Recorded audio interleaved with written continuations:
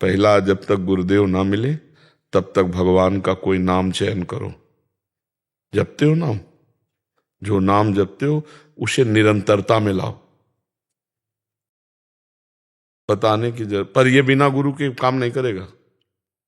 ये जो द्वादशाक्षर मंत्र है, पंचाक्षर मंत्र है, अष्टदशाक्षर मंत्र है, ये गुरु प्रदत्त होने चाहिए। आप हमारी बात मानना, हम आपके मित्रवत प्रार्थना कर रहे हैं। तो आप ऐसे गुरु का चयन करो और अभी नाम जप करो। जैसे वासुदेव का ही मंत्र है तो कृष्ण कृष्ण कृष्ण या राधा कृष्ण, जो आपको प्रिय लगे नाम जप करो, अभी मंत्र नहीं। जब गुरुदेव मिले तब मंत्र जप करो तो सही अनुभूति होने शुरू हो जाएगी। हमें तो सबसे यही कहना है कि बिना गुरु कृपा के भव बंधन से मुक्त होना असंभव, असंभव। ये मतलब अपने जीवन की बात कह रहा हूं, जहां ऐसे पहाड़ आए हैं कि जिनको मैं हटा नहीं सकता, और जब गुरु चरणों में बैठ के रोया गया तो फू ऐसे उड़ गए। गुरु प्रसाद से, हाँ, मोक्ष मूलम गुरु कृपा, मोक्ष मूलम गुरु कृपा। तो सब प्रश्नों का उत्तर पहला एक है कि गुरुदेव का वरण करो। जब तक गुरुदेव नहीं मिलते निरंतर नाम जप करो और शास्त्रों का स्वाध्याय करो। गीता है, भागवत है, योग वासिष्ठ है, पढ़ो उनको, शास्त्रों को पढ़ो तो उससे बुद्धि का मार्जन होगा। पवित्र बुद्धि गुरुदेव के वचनों को ग्रहण करने में समर्थ होती है। ठीक है महाराज जी, आपने बोला कि गुरु प्रदत्त, जैसे इन्होंने जो मंत्र बोला, तो वो उसमें क्या फर्क है? जैसे इन्होंने पढ़ लिया उससे जप रहे हैं और गुरु प्रदत्त जपने, अनुभूति नहीं होगा, प्रकाश नहीं होगा, उसका प्रकाश नहीं होगा, उसका प्रकाश नहीं होगा। जो मंत्र का प्रकाश हो नहीं हो सकता। हाँ, इसीलिए भगवान भी संदीपनी जी को गुरु माना ना। राम जी के भी कुल गुरु वशिष्ठ जी थे और शिक्षा दीक्षा के गुरु विश्वामित्र जी बने ना। जाके श्वास वेद श्रुतिचारी, उनको गुरु बनाने की जरूरत है? भगवान को गुरु बनाने की जरूरत है? बनाया ना, हर विषय का गुरु बनाया। फिर हमें मनुष्य है, बिना, ये एक मर्यादा है, अनुभव ही नहीं होगा। आप देखो गीता जी भगवान ऐसे शुरू कर दिए, जब अर्जुन जी नित्य सखाएं भगवान के, खूब हंसी मजाक होती, खूब घर के हैं, वैसे भी बुआ के लड़का है और वैसे भी मित्र हैं और वैसे भी नर नारायण के अवतार है नहीं? गीता जी कब शुरू की? जब शिष्यस्ते हम साधिमाम प्रपन्नम, यहां से गीता जी शुरू होती है। जब अर्जुन जी कहते हैं, हे जगत गुरु भगवान, मैं कार्पण्य दोषो प्रहत स्वभावा प्रछामि त्वाम धर्म सम्मूढ़ चेता, अपने को जब साबित किया कि मैं मूढ़ चित्त वाला कायरता रूपी दोष से युक्त हो गया हूं, क्या मेरा कल्याण है किसमें, ये मैं निश्चित नहीं कर पा रहा हूं। आप निश्चित करो, मैं आपका शिष्य हूं और आपकी शरण में हूं। यहां से गीता जी प्रारंभ होती है। महर्षि आप जैसे कह रहे हैं वो तो परम सत्य बात ही है, हम उसको तत्काल ग्रहण करें तो उसमें कल्याण निश्चित है। बट महाराज जी, इसमें कहीं ना कहीं अधीनता भी एक बहुत समझ आ रही है कि वो अहम जो प्रकाशित होने वाला जो बाधक तत्व है अहम, वो केवल और केवल गुरु कृपा से ही नष्ट होगा। हाँ, इसमें मूलता हाँ, नहीं, इसमें गुरु वाक्यम भी है, मंत्र मूलम गुरु वाक्यम। आप समझो हमारा शास्त्र जो कह रहा है, जैसे आप ऐसे राम राम जप रहे हो और जब गुरु के मुख से निकला कि राम कहो, आप देख लेना, अगर यही मंत्र गुरु से मिले फिर आप जपना, तब आप हमको बताना कि फर्क क्या था। आप देखना, गुरु कृपा ही, मतलब अब जहां आप बैठे हो यहाँ सब गुरु प्रसाद ही है, गुरु कृपा ही है। तो हम तो पूरा का पूरा जीवन गुरु कृपा से, बचपन से लेकर अभी तक, तो हमारे तो जीवन में गुरु कृपा ही है। और आप सब संत जन बता सकते हो कि बिना गुरु कृपा के कुछ है? तो मुझे तो ऐसा लगता है कि गुरु की शरण लेना। अब जैसे ये बता दे कोई कि आप किसी ब्रह्मज्ञानी महापुरुष को, अव्यक्त को गुरु मान लो, तो देखो, हमको ऐसा गुरु चाहिए जो हमें दुलार भी दे, हमें डांट भी सके। अब बिल्कुल बिल्कुल आप सही हो, अब वो ऊपर से डांट सभा में लगाए हो, आप ऐसे बैठे, जय जय जय जय, आज तो अपार कृपा हमारे ऊपर, तो अहंकार गलित हो गया।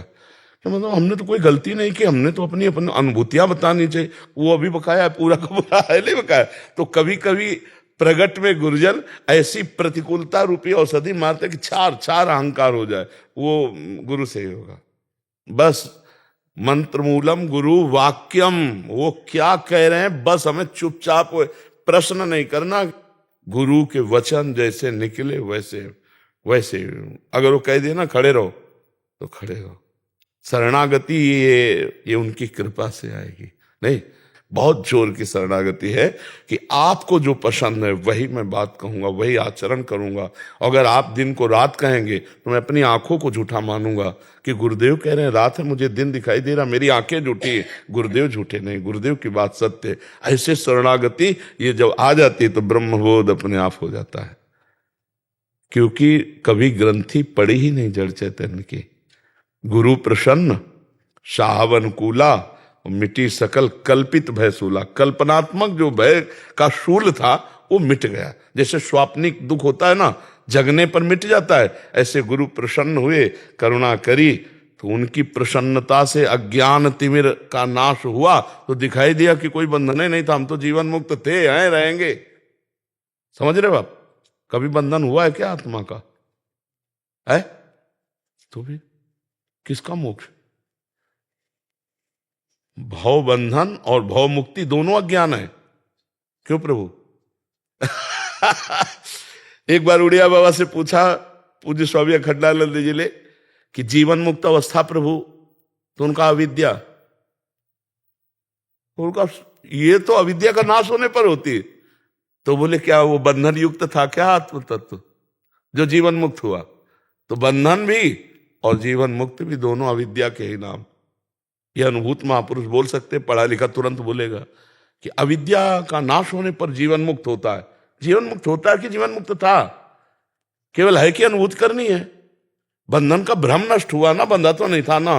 गोस्वामी जी संकेत में कह रहे जड़ चेतनई ग्रंथि पड़ गई यद्यपि मृषा पर छूटती कठिनाई।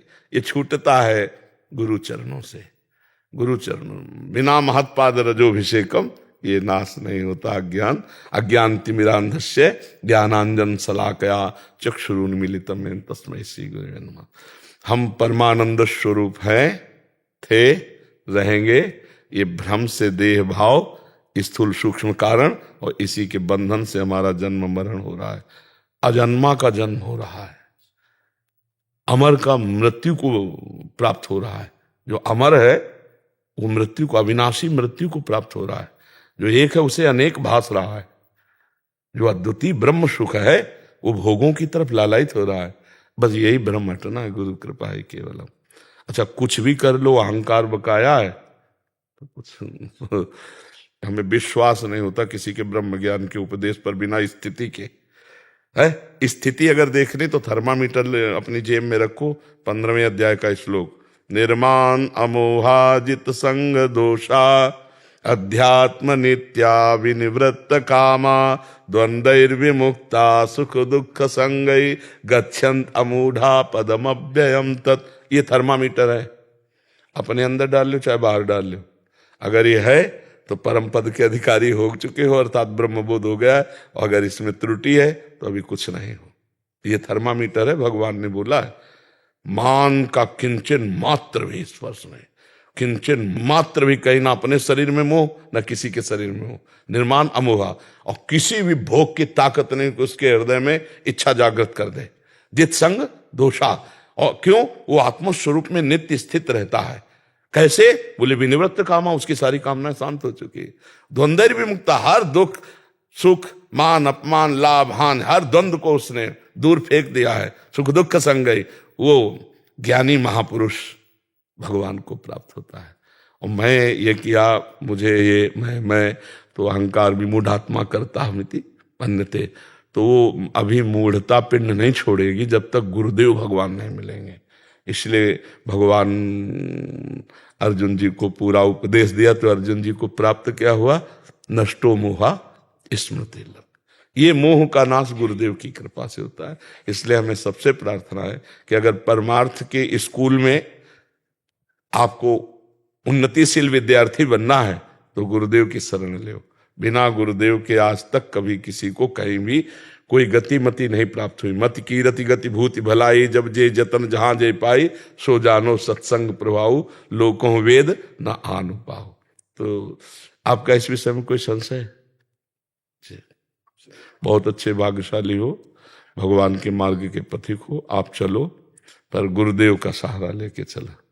जब अर्जुन जी लाक्षागृह से भाग करके वनवास में गए ना, तो एक चित्रस नाम के गंधर्व ने उन पर प्रहार कर दिया। तो अर्जुन जी तो हस्तलाघव प्रवीण, तो विजय प्राप्त की। तो उनका आज तो विजय प्राप्त कर ली, लेकिन आगे तुम विजयी नहीं होगे, क्योंकि तुम्हारे साथ गुरु नहीं है। तो धौम्याचार्य जी को उन्होंने उसी समय गुरु के रूप में वरण किया, और फिर आगे गुरुदेव जरूरी है। बड़े बड़े महापुरुषों के आगे गुरुदेव होते हैं, और गुरुदेव जिसके आगे हैं तो माया नाम की कोई चीज नहीं है। गुरुदेव की कृपा दृष्टि ऐसे बड़ा माया का प्रभाव है। हम गुरुदेव को मनुष्य मानते हैं, हम गुरुदेव को बहुत संत मानते हैं, लेकिन गुरु साक्षात परब्रह्म ये नहीं मान पाते। अगर ये मान ले तो सच्ची पूछो कोई साधन करने की जरूरत नहीं है। परब्रह्म की कृपा दृष्टि पड़ते ही मायामल का नाश। पर हमारी श्रद्धा उस कोट की नहीं ना, गुरुदेव को ब्रह्म नहीं मान पाते। यद्यपि सर्वम खलमिदम ब्रह्म, तो गुरुदेव तो मूर्तिमान ब्रह्म है ही, पर वो मानना नहीं हो पाता। हम कई ऐसे साधकों को देखते हैं, वो अपने गुरु जी की अवहेलना कर देते हैं। नहीं नहीं, गुरु साक्षात परब्रह्म। खड़े रहो। तो जब तक गुरुदेव नहीं कहेंगे खड़े रहेंगे। बैठ जाओ, बैठ जाओ, बैठ गए।